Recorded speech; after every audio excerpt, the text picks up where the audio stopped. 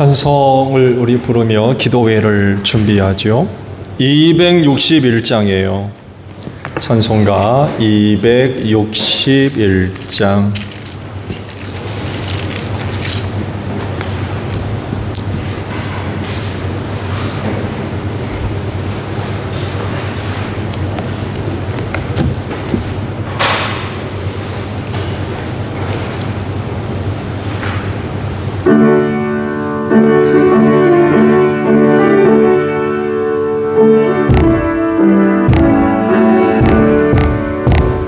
이 세상의 모든 죄를 맑히시는 주의 보혈, 성자 예수 그 귀한 피 찬송하고 찬송하세.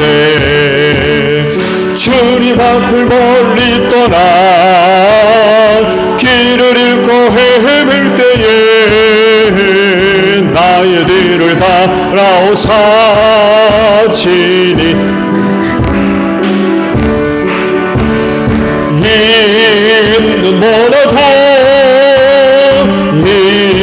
있는 뭐라도 주의 흘리신 보혈로 이게 씻어 주옵소서. 가시관을 쓰셨으니 피로 얼굴 물드셨고 십자가에 못 것도 나를 위해 당하셨네. 말로 형용할 수 없는 구세주의 구속하신 그 은혜와 그 신사랑 찬송하고 찬송하세. 있는 뭐라도 주의 흘리신 보혈로 이에 씻어 주옵소서. 아버지를 멀리 떠나 바른 길을 쳐버리고 여러 가지 죄악으로 주홍같이 되었으니 물 같은 것 가지고는 씻을 수가 아주 없네. 주여 귀한 몸의 피로 날 정결케 하옵소서.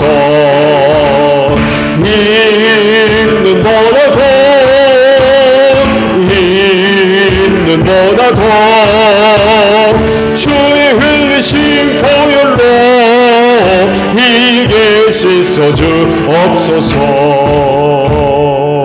아멘. 259장 우리 찬송 하나 더 부를까요?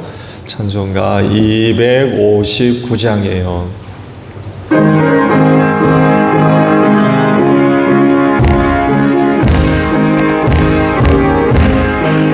예수 십자가에 걸린 피로써 그대는 씻기고 있는가.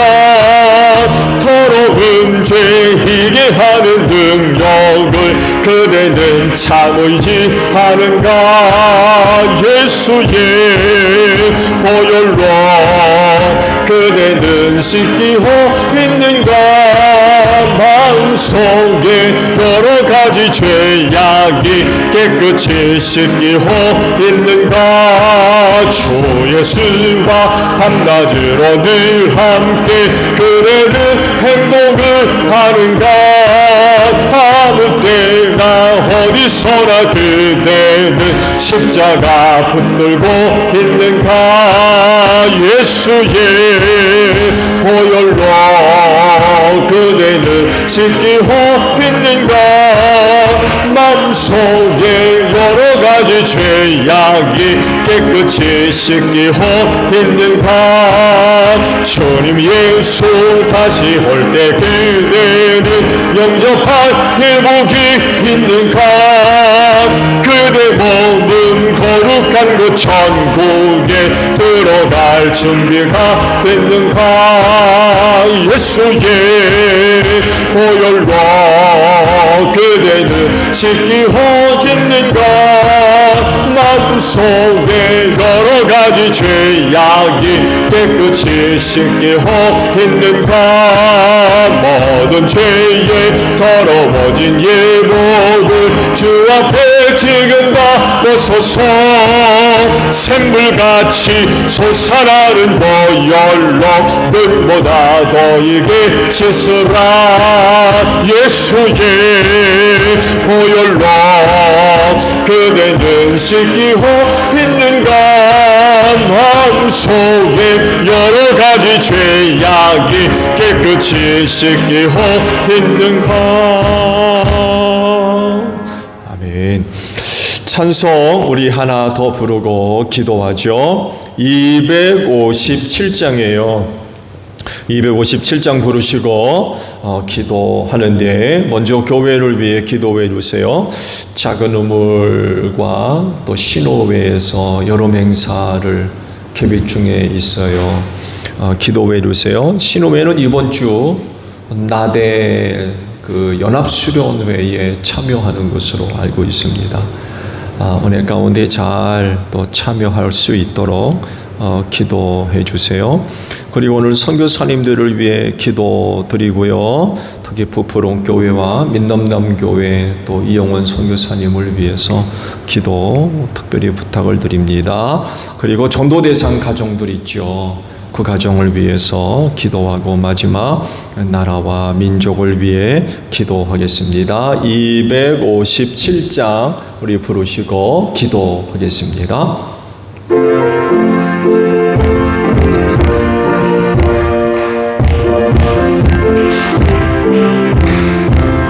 마음에 가득한 의심을 깨치고 지극히 화평한 마음으로 찬송을 부르는 어린 양 예수의 그 피로 속죄함 얻었네 속죄함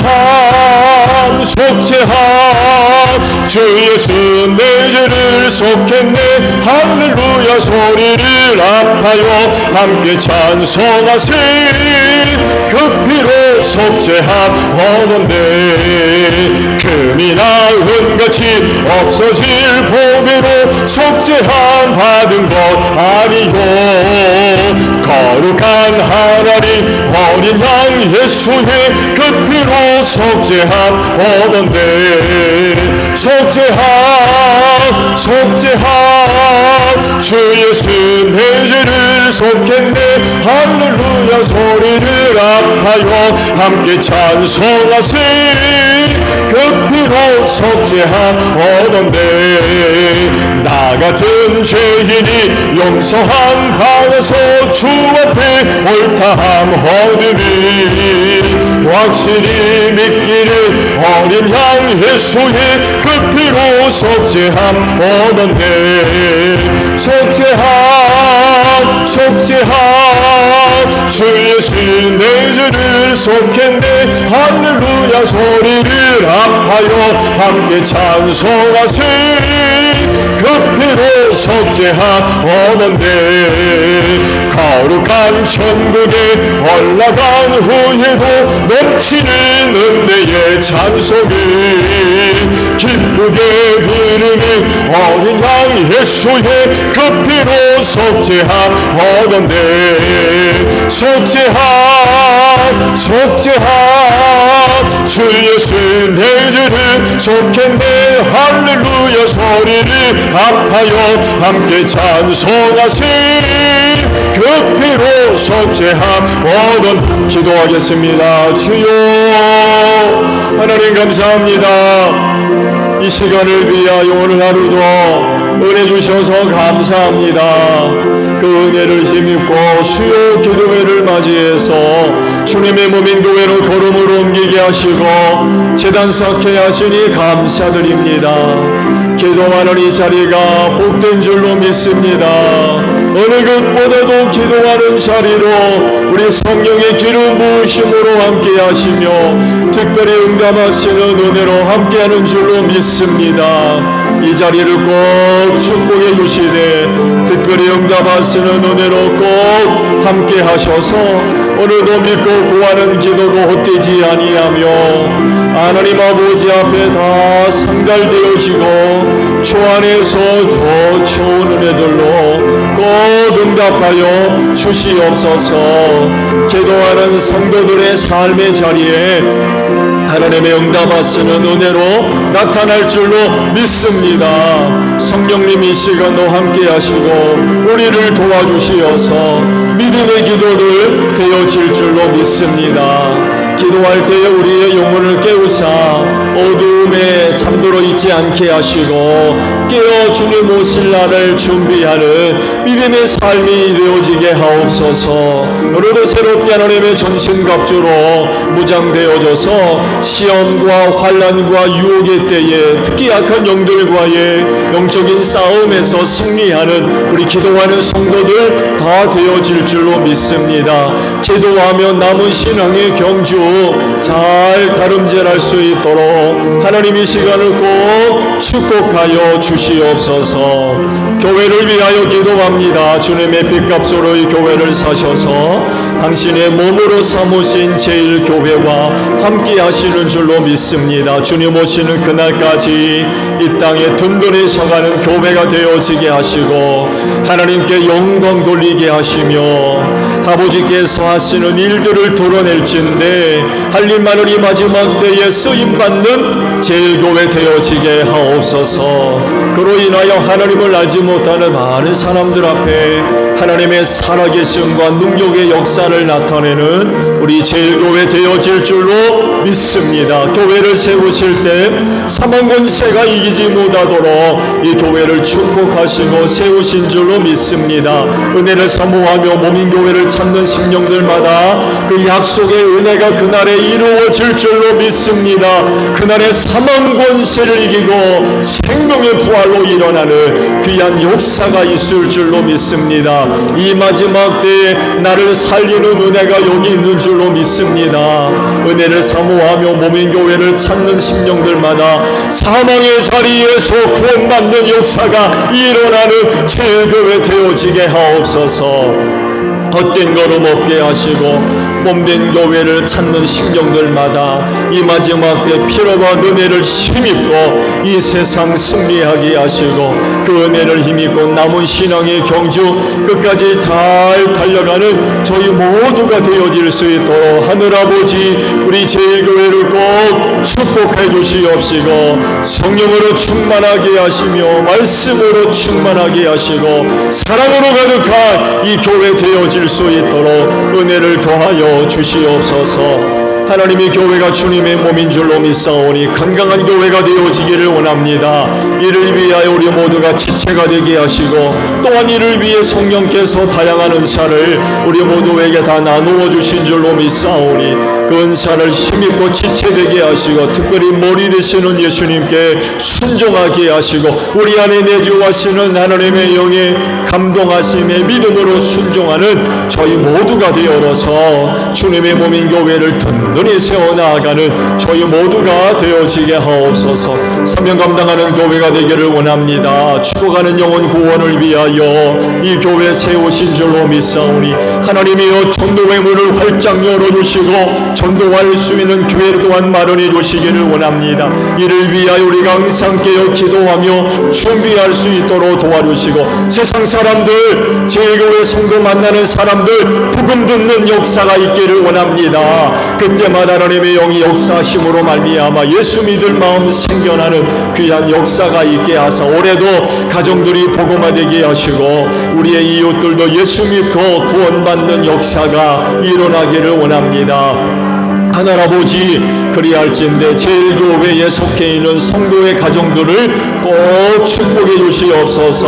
우리의 이웃들이 우리의 성도의 가정을 볼 때마다 예수 믿을 마음이 일어나는 귀한 역사가 있기를 원하오니 하나아버지 우리 제1교회 성도의 가정들을 꼭 축복해 주시옵시고 하나님의 은혜와 사랑과 영광이 나타나는 귀한 가정들이 되어질 수 있도록 은혜로 함께하여 주시옵소서. 여름 행사 앞두고 있습니다. 작은 우물과 신우회에서 여름 행사 준비하고 있습니다. 당뇨 전도사님들을 축복하시고 우리 교회 하나님 아버지 교사 선생님들과 함께 하셔서 은혜 가운데 여름 행사가 잘 준비되고 진행되어지게 하시고 이번 또한 여름 행사를 통하여서 말씀으로 훈련받게 하시고 성령을 경험할 수 있는 귀한 시간들이 되어져서 어렸을 때부터 하나님의 영으로 인도함 받는 귀한 심령들이 되어질 수 있도록 이번 여름 행사를 축복하시고 은혜로 함께하여 주시옵소서. 선교사님들을 위하여 기도합니다. 땅끝에 사는 나라와 민족 구원을 위하여 저들을 보내신 줄로 믿사오니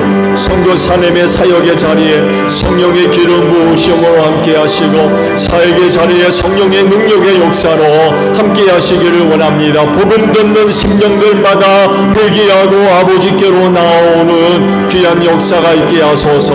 말씀의 권세 앞에 죄인이 회개하게 하시고 악한 영들이 물러가는 귀한 역사가 있게 하옵시고 세워진 주님의 몸인 교회가 은혜 가운데 든든히 서가며 하나님의 나라가 확장되어지는 데 부족함이 없도록 우리 선교사님의 사역들과 함께 하시고 저들의 건강을 책임져 주시옵시고 필요한 모든 것들을 채워주시고 공급해 주실 줄로 믿습니다. 많은 후원자들과 연결되어지게 하시고 우리 선교사님들의 사역에 큰 힘이 되어지는 귀한 역사가 있을 수 있도록 은혜로 함께하여 주시옵소서.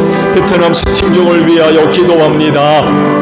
저들 복음화를 위하여 부풀은 교회와 민남남 교회 건축해서 세웠습니다. 두 교회를 축복해 주시옵시고 이번에 주일학교 후원 사역을 하게 되었습니다. 하나님 저 우리의 후원을 통하여서 우리 민남남 교회와 부풀은 교회 축복하시고 우리의 후원과 우리의 기도와 우리의 희생을 통해서 우리 어린 섬김을 통하여서 하나님께서 쓰시는 종들이 많이 배출되어져서 하나님 스팅족이 복음화되게 하시고 한 걸음 더 나아가서 베트남 나라와 국가와 사회에 하나님께서 쓰시는 귀한 종들 많이 배출되어지게 하시고 신앙에 탁월한 영향력도 끼칠 수 있는 귀한 종들이 많이 배출될 수 있도록 우리 민남남 교회와 부풀은 교회를 꼭 축복하여 주실 줄로 믿습니다. 영원 선교사님을 축복하시고 귀한 종의 사역과 함께 하시고 하나님 아버지와 베트남에 하나님의 나라가 임하는 귀한 역사가 있게 하시고 귀한 영의 비전을 축복해 주시옵시고 스팅족의 섬김에 엇되지 아니하며 아름다운 생명을 맺어질 수 있도록 은혜로 함께하여 주시옵소서. 나라와 민족을 위하여 기도합니다. 이 땅에 복음을 전해주사 교회를 세우시고 주의 이름을 부르며 하나님을 예비함으로 말미암아 오늘날 얼마나 큰 축복을 받았는지 모릅니다. 축복의 통로로 이 나라와 이 민족에 사용되기를 원합니다. 이 나라와 이 민족을 통하여서 복음이 널리 증거되는 귀한 역사가 있게 하옵소서. 어두움에 속했던 일들 다 벗어버리고 빛의 자리로 나오는 역사가 있기를 원합니다. 이를 위해 우리 한국교회가 복음 들고 낮은 자리로 내려가며 어두운 곳으로 나아가는 귀한 역사가 있게 하옵소서. 어두움의 세력들 물리치는 역사가 있게 하시고 이 나라와 이 민족의 복음화를 위해 우리 한국교회가 열심을 다하는 귀한 역사가 있을 수 있도록 우리 한국교회를 또한 축복하여 주시옵소서. 하나님 아버지 민족이 안고 있는 많은 아픔들 간증들이 있습니다. 하나님 모든 갈등과 문제와 혼란들이 하나가 되어지는 역사가 있게 하시고 치료가 되는 역사가 있기를 원합니다. 우리 한국교회가 이미 나라와 이 민족을 위해서 감당해 나가야 할 일들이 많은 줄로 믿사오니 능히 잘 감당해 나가는 귀한 역사가 있게 하시고 특별히 북한 문제를 위하여 기도합니다. 전쟁 없게 하시고 북핵 문제 해결되게 하시고 하나님이여 북한에 있는 동포들을 불쌍히 여겨주시기를 원합니다. 저들은 내 때까지 저대로 보고만 있으시겠습니까? 하나님 평화 통일을 통하여서 우리 북한에 있는 동포들 구원하는 역사가 있게 하시고 하늘 아버지 우리 한국교회를 꼭 축복하셔서 조국 통일을 위해 소중하게 쓰임받는 귀한 역사가 있게 하옵소서. 대통령이야 나라를 다스리는 정객들을 붙잡아 주셔서 사리사욕을 위해서 정치하지 않게 하시고 당리당략을 위해서도 일하지 않게 하시며 이 땅에 하나님의 공의와 공평을 이루어 나아가는 자들이 되어질 수 있도록 성령님 도와주옵소서. 많은 군대나 이방 나라를 의지하지 않게 하시고 살아계신 만군의 주 여호와 하나님을 두려워하게 하시고 어려울 때마다 아버지 앞에 나가 엎드려 기도하는 종들이 될 수 있도록 은혜로 함께하여 주시옵소서. 예수님의 이름으로 기도하옵나이다. 아멘. 자, 우리 말씀을 보겠습니다. 누가복음 15장에 있는 말씀이에요.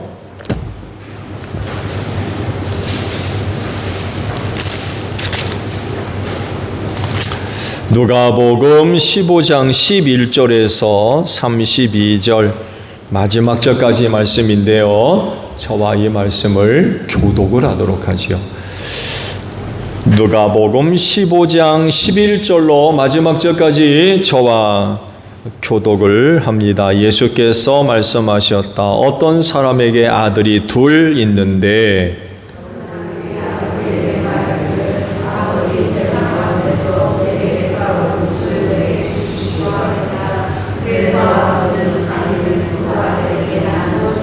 며칠 뒤에 작은 아들은 제 것을 다 챙겨서 먼 지방으로 가서 거기서 방탕하게 살면서 그 재산을 낭비하였다.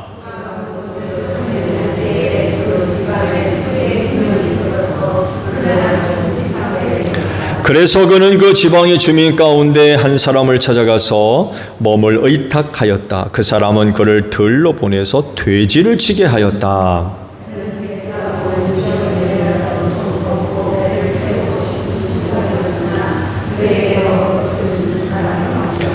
그제서야 그는 제정신이 들어서 이렇게 말하였다. 내 아버지의 그 많은 품꾼들에게는 먹을 것이 남아도는데 나는 여기서 굶어 죽는구나.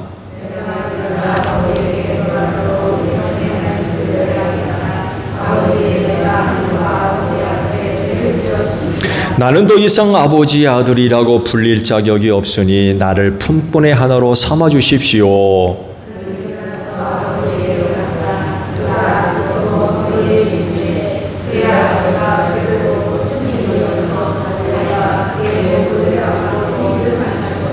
아들이 아버지에게 말하였다. 아버지, 내가 하늘과 아버지 앞에 죄를 지었습니다. 이제부터 나는 아버지의 아들이라고 불릴 자격이 없습니다.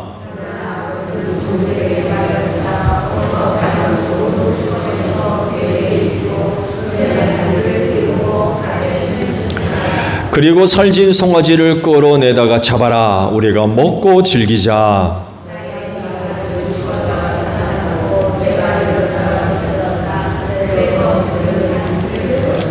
그런데 큰 아들이 밭에 있다가 돌아오는데 집에 가까이 이르렀을 때 음악 소리와 춤추면서 노는 소리를 듣고 종이 그에게 말하였다. 아우님이 집에 돌아왔습니다. 건강한 몸으로 돌아온 것을 반겨서 주인 어른께서 살진 송아지를 잡으셨습니다.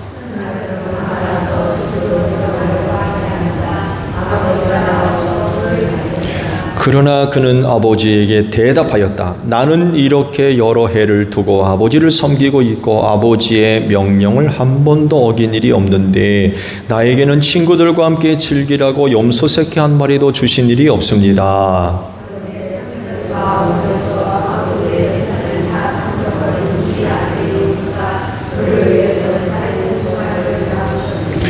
아버지가 그에게 말하였다. 얘야, 너는 늘 나와 함께 있으니 내가 가진 모든 것은 다 내 것이다.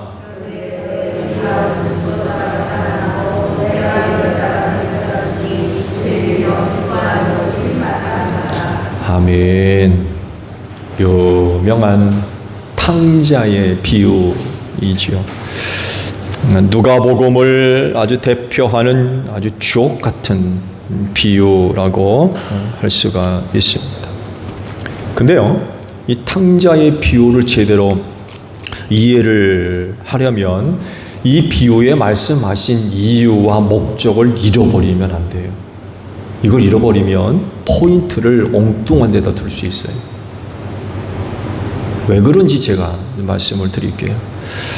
말씀을 드린 대로 누가복음 15장에는 연속된 그런 그 비유의 말씀이 3개가 기록되어지고, 그리고 16장에 이어서도 연속적으로 비유의 말씀이 쭉 또 기록되어져 나오죠. 잃은 양의 비유가 나오고 있고, 또 되찾은 드라크마, 지난주 말씀드렸죠. 그리고 오늘 보신 말씀이 탕자에 대한 비유의 말씀입니다. 연속적으로 3개에 이르는 비유의 말씀을 하신 이유와 목적, 그게 뭔가요? 바리새인과 율법 교사들 때문에 이 비유를 하셨어요. 그러니까 너희들 들으라고 하신 비유입니다.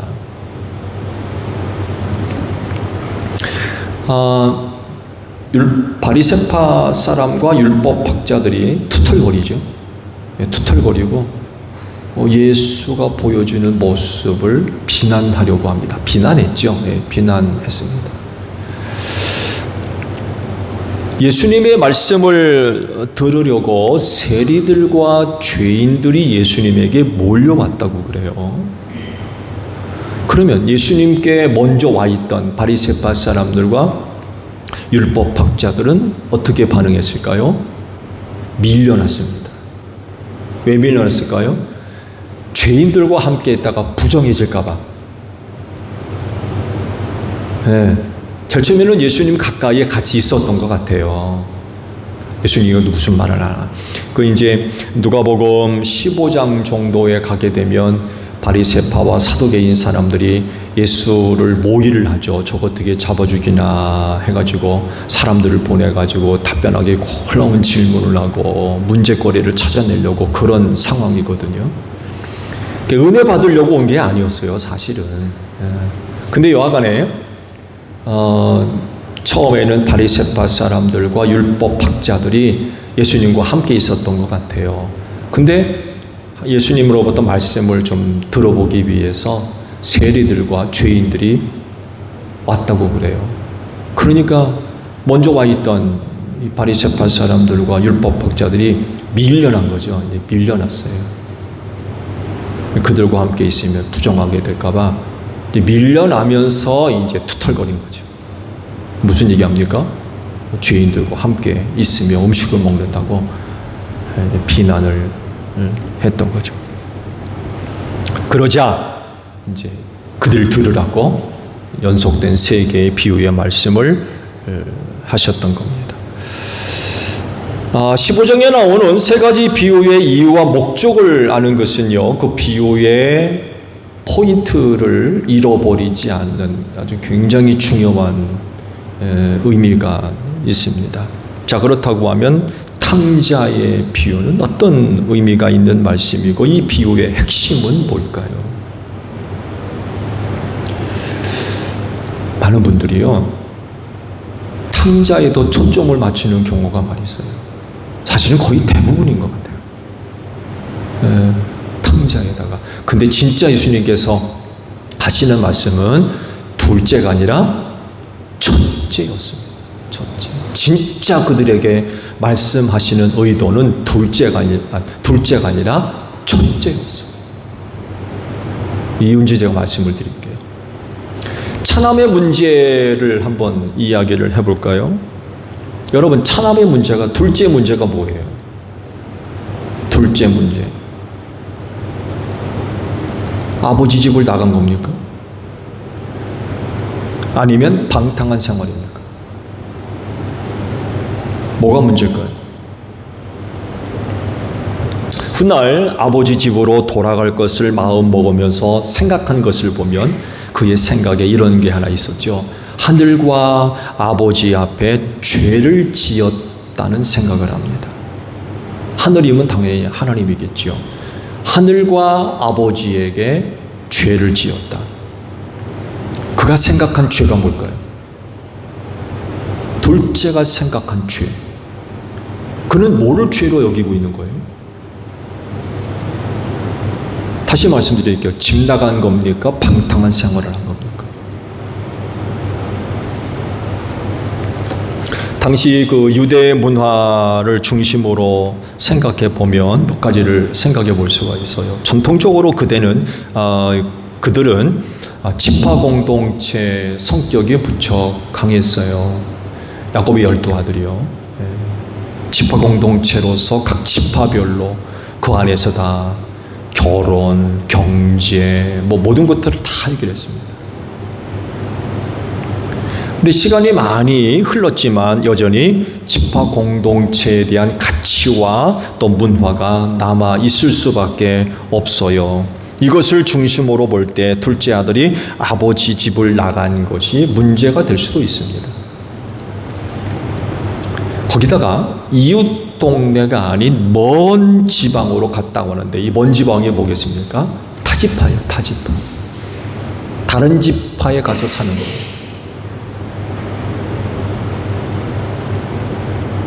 그 지파 공동체에 그런 그 성격이 있기 때문에 그 지파 안에 머무른 게 아니라 다른 지역, 타 지파에 가서 사는 것.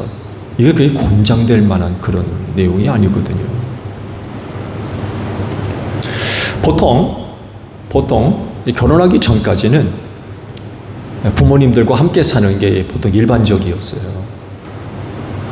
오늘 말씀을 이렇게 쭉 보게 되면 가난한 집은 아닌 것 같아요. 가난한 집은 아닌 것 같아요. 노동집약적 그 형태라고 그러죠. 대부분 가난하게 살았기 때문에 거의 집안 식구들이 함께 살았습니다. 그러면서 이제 돈벌이를 하는 거죠. 그러다 결혼을 하면 멀리 헤어지지 않았습니다. 아버지 집 근처에 집을 얻어서 살았습니다. 이게 일반적인 유대의 문화입니다. 요즘은 그렇지 않죠. 근데 그때 당시까지만 하더라도 결혼을 하면 아버지 집을 멀리 벗어나지 않았어요. 그냥 그 근처에서 살았습니다. 이렇게 사는 이유도 아마 지파 공동체의 영향이 컸던 것 같아요. 이런 그 문화적인 모습을 가지고 있었습니다. 그렇지만 아버지 집을 떠난 것이 그렇게 죄가 될까요? 그런가요?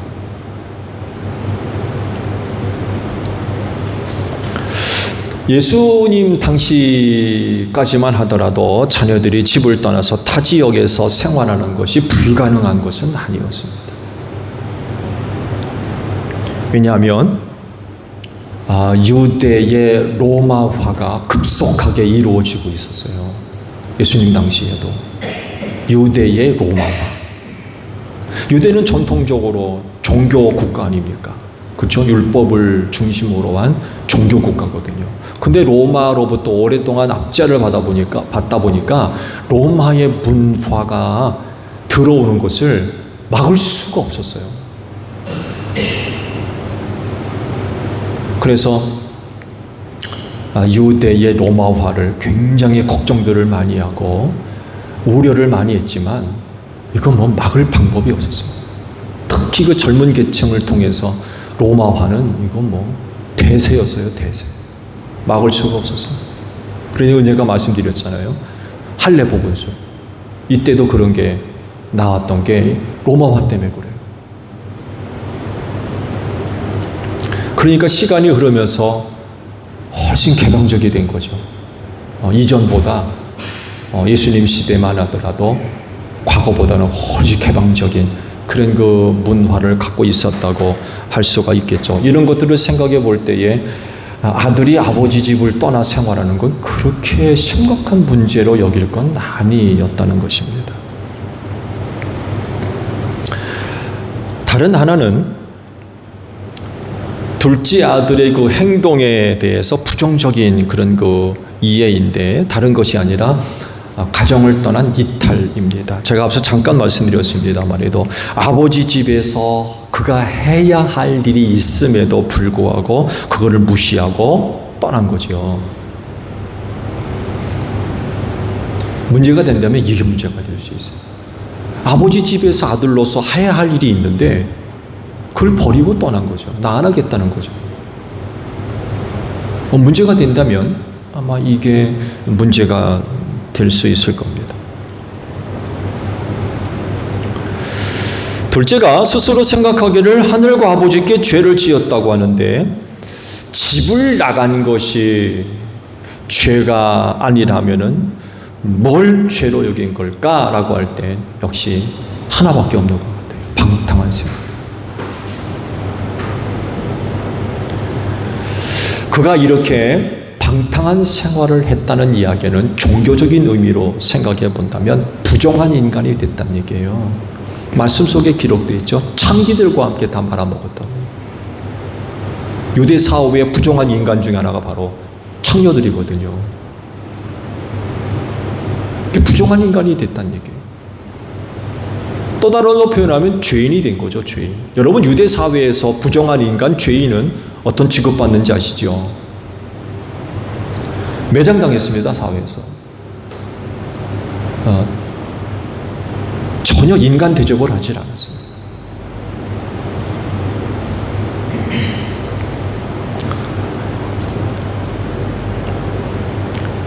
중요한 것은요, 스스로 죄를 깨닫고 아버지께 돌아왔다는 거예요. 아, 내가 죄를 지은 죄인이 되었구나. 굉장히 중요한 거예요. 그리고는 아버지 집으로 오는데 왜 옵니까? 먹고 마시려고 와요? 용서받으려고 오는 거예요. 용서받으려고. 다른 게 아니에요. 용서받으려고.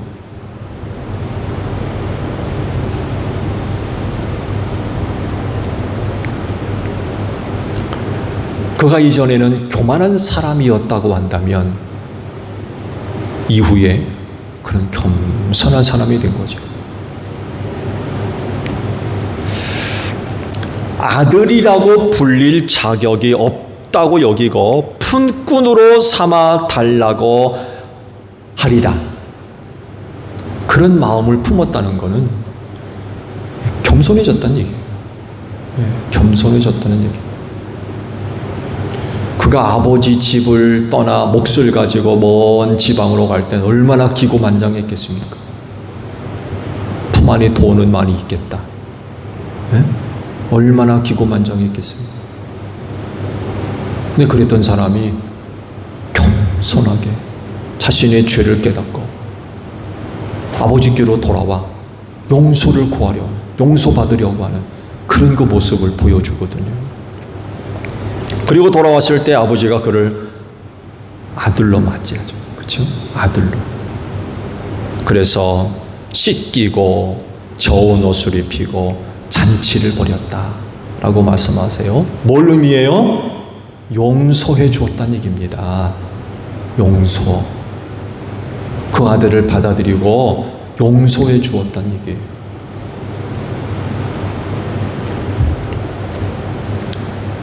예수님의 비유에서 이 둘째 아들이 등장하는 이유가 뭘까요? 예수님 비유 속에 이 둘째 아들이 등장시켰거든요. 왜 둘째 아들이 등장해요? 다른 게 아니라 바로 죄인 취급받던 세리와 죄인들이 예수님 곁에 있었기 때문에 그래요. 둘째 아들이 누구란 얘기입니까? 세리와 죄인들이었던 거예요. 말씀을 들으려고 자기에게 찾아온 그 사람들, 그들이 바로 둘째 아들이었던 거예요. 그러니까 사회적으로 죄인 취급받고 미움받았던 세리들과 죄인들이 자기에게 찾아온 건 둘째 아들이 용서받으려고 아버지 앞에 찾아온 것과 똑같았던 거예요.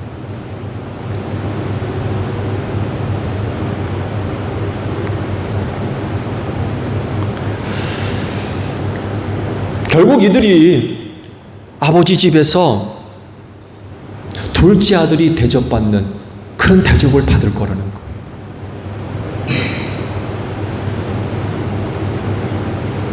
자, 큰아들이 비유에 등장합니다. 큰아들은요, 아버지 집에서 정말 열심히 일을 하는 아들이었어요.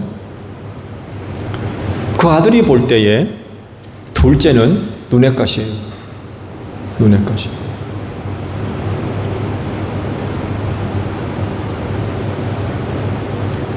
그래서 아버지가 둘째를 위해 그렇게 행동하는 것을 보고 몹시 화를 냈대요.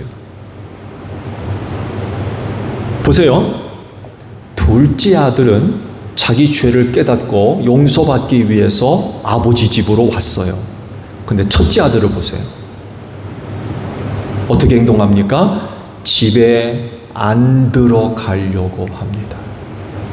둘째 아들은 아버지 집으로 오려고 하는데 첫째 아들은 아버지 집으로 안 가려고 그래요. 엄청난 차이죠. 아버지 집에서 그렇게 열심히 일을 하고 하라는 대로 순종하고 그랬던 아들인데 그 아들이 정작 보이는 모습이 뭐냐? 아버지 집에 안 들어가려고 그래요. 비교가 되죠. 그러면서 원망하고 불평하고 여러 해를 함께 지내면서 아버지를 섬기고 명령 한 번도 어긴 적이 없다고 그래요. 무슨 말씀이에요? 율법을 잘 지켰다는 얘기입니다. 율법 어기지 않고 하나라도 어기지 않고 잘 지켰다는 거. 또 아버지를 섬겼다는 얘기는 뭐겠습니까? 하나님을 나름 잘 섬겼다는 얘기를. 열심히 제사드리고 열심히 제사하고 율법 철저하게 지키고 그런 100점이죠. 근데 그 아들이 보이는 모습이 뭐예요? 아버지 집에 안 가려고 그래요.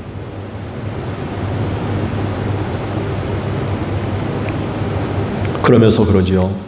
그렇게 내가 아버지 집에서 생활했는데 친구들과 함께 놀라고 즐거운 시간 보내 염소 새끼 한 마리도 주신 적이 없다는 거예요. 그러면서 원망하고 불평하죠. 그 아버지가 첫째 아들에게 그런 얘기를 해주죠. 늘 나와 함께 있으니 내가 가진 모든 것이 다 내 거 아니냐. 동생은 죽었다가 살았고 잃었다가 다시 찾았으니 즐기며 기뻐하는 것이 마땅하다 라고 가르쳐 주죠. 첫째는 누구겠어요? 바리새파와 율법학자들이었어요. 아버지 집에 있으면서 아버지 것이 자기 것인지를 모르고 원망하고 불평. 그러면서 아버지 집으로 돌아온 둘째를 눈엣가시처럼. 지금 바리새파와 율법 교사들이 예수님의 말씀을 들으려고 찾아온 세리들과 죄인들을 지금 이렇게 대하고 있는 거예요. 첫째 아들이 둘째 아들을 대하듯. 와서는 안 되는 인간들로 보는 거죠. 만나서도 안 되고 아버지 집에 와서도 안 되는.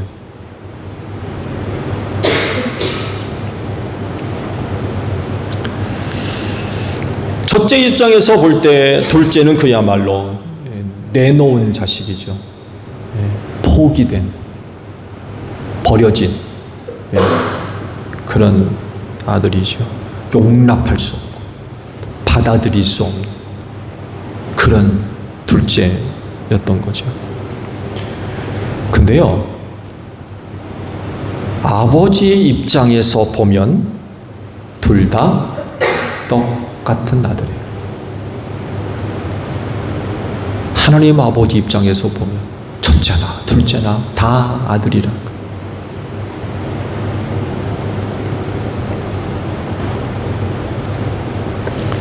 죄를 지은 둘째나 집 나가서 방탕한 생활을 하고 부정한 인간이 되고 죄인이 된 둘째, 그 둘째나 집 떠나지 않고 집에서 그렇게 충성되게 일하고 순종했던 첫째나 다 똑같은 아들이었다.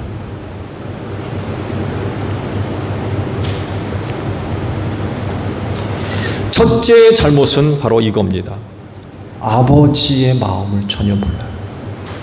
그렇게 아버지 집에 있으면서 아버지가 어떤 분인가를 몰라요.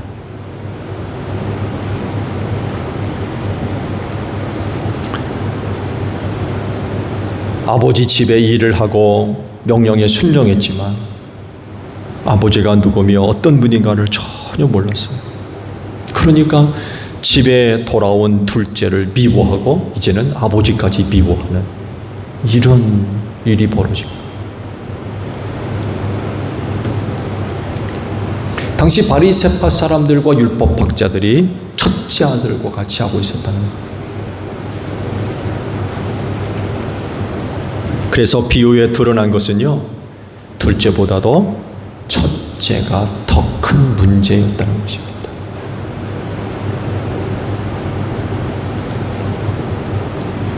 즉 진짜 문제를 안고 있는 건 예수로부터 말씀을 들어보려고 찾아온 세리들과 죄인들이 문제가 아니라 그들을 미워하고 싫어하고 경계하며 반대했던, 아주 못마땅하게 여겼던, 심지어는 그들을 받아들이고 그들과 함께 음식을 먹었던 예수를 비난하는,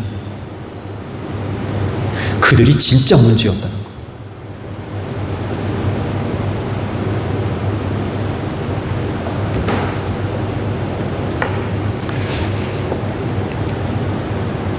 구원받았다 하는 우리 그리스도인들도요, 첫째 아들 같은 그런 모습이 있으면 안 될 것 같아요.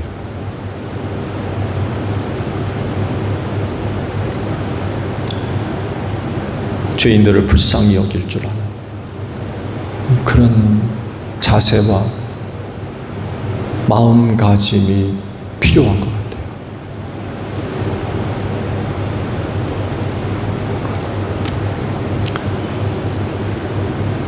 여러분 주변에 예수 믿지 아니하는 그런 이웃들 있다고 하면 그들을 불쌍히 여기고 더 선히 대하시기 바랍니다. 저 멸망받을 죄인들, 지옥 갈 죄인들, 그렇게 경계하고 미워하고 싫어할 것이 아니라 불쌍히 여기고 그리고 선히 여기는, 선히 대하는 이런 그 모습들이 필요할 것 같아요. 뭘 위해서? 아버지께로 돌아올 수 있도록 하기 위해서. 아버지께로 돌아올 수 있도록. 영혼 구원을 위해서 기도하고 있는 이웃들, 가정들이 계시죠? 계속적으로 기도하시기 바랍니다. 그들을 불쌍히 여기고 그들을 대할 때 선히 대하는 여러분들이 되시기를 바랍니다. 그래서 그들이 아버지께로 돌아올 수 있도록 길을 마련해 주는 거죠. 바리새파와 율법 교사들처럼 저 멸망받을 인간들, 부정한 인간들 이렇게 미워하고 적대시하면 그들 진짜 어떻게 구원받습니까? 근데 아버지한테 못 돌아오게 만드는 거 아니에요? 돌아오지 못하게. 이렇게 해서는 안 될 것 같아요. 그들을 위해 기도하고 그들을 불쌍히 여기며 선히 대하는 여러분들이 되시기를 바랍니다. 진짜 누가 합니까? 그들이 아버지께 회개하고 돌아올지 그건 정말 아무도 모르는 거. 그래서 그 가정, 그 영혼 예수 믿고 구원받는 귀한 역사가 있기를 바랍니다. 주기도문합니다. 하늘에 계신 우리 아버지, 아버지의 이름을 거룩하게 하시며 아버지의 나라가 오게 하시며 아버지의 뜻이 하늘에서와 같이 땅에서도 이루어지게 하소서. 오늘 우리에게 일용할 양식을 주시고 우리가 우리에게 잘못한 사람을 용서하여 준 것 같이 우리 죄를 용서하여 주시고 우리를 시험에 빠지지 않게 하시고 악에서 구하소서. 나라와 권능과 영광이 영원히 아버지의 것입니다.